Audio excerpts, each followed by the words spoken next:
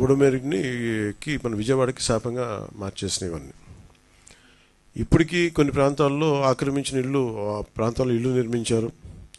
తర్వాత నిర్మించిన ఇళ్ళకి అవుట్ఫుల్ డ్రైన్స్ లేకపోవడం, వరద ఎటు వెళ్తుందో తెలియక అది విజయవాడ సగం నగరాన్ని వరద నీరుతో ముంచెత్తేసింది.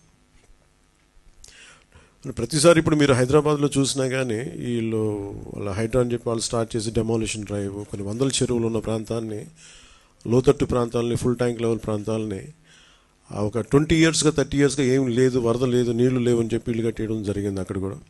అలాగే ఏ మూల భారతదేశంలో ఏ రాష్ట్రంలో అయినా సరే, అలాగే ప్రత్యేకంగా తెలంగాణ కావచ్చు, అలాగే మనకు సంబంధించి ఆంధ్రప్రదేశ్ కావచ్చు, ఇది ఈ నదీ పరివాహక ప్రాంతాలు ఇక్కడ నుంచి సహజ స్థితిలో అది ఆ వాగులు వంకల నుంచి వెళ్ళి సముద్రంకి వెళ్ళే దిశలో ఆ దారి మధ్యలో ఇల్లు కట్టేయడం, లేదంటే లేఅవుట్లు వేసేయడం, ఇవన్నీ వైలేషన్ ఒకళ్ళు చేయలేదు.